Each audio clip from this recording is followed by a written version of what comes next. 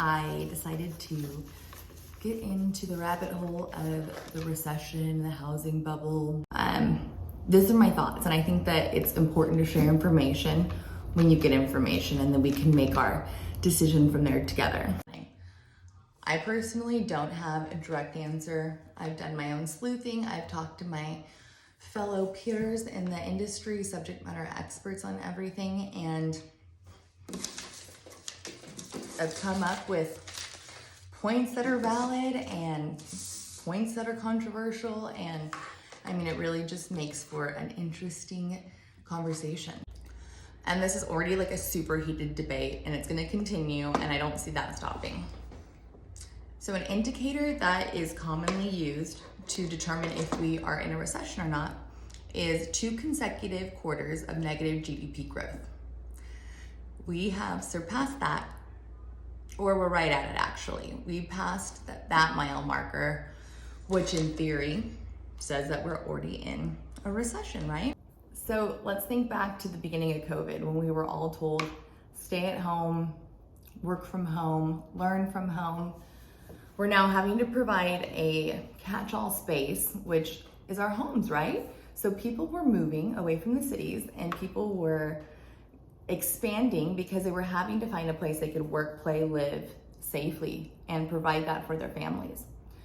Parents became teachers, work from home models, Zoom meetings were the thing. So we all needed our own space under one roof. So obviously demand grew, mortgage rates went down, right? And so this caused a shift in the market, and people were priced out at this point. Fast forward to now. We have homes sitting on the market longer than they were before.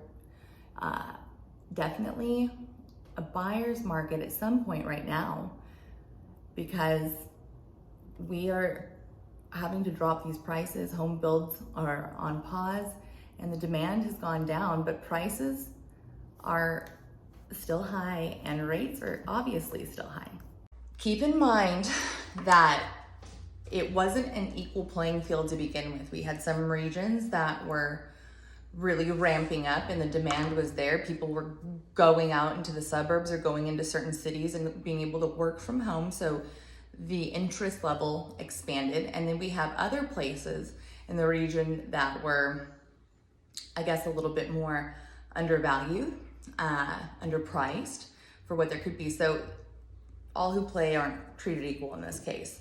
For those regions that it didn't grow so fast, they're not gonna have such a turbulent swing when this does even out. Median house prices jumped from $322,000 to about $440,000, 40% increase.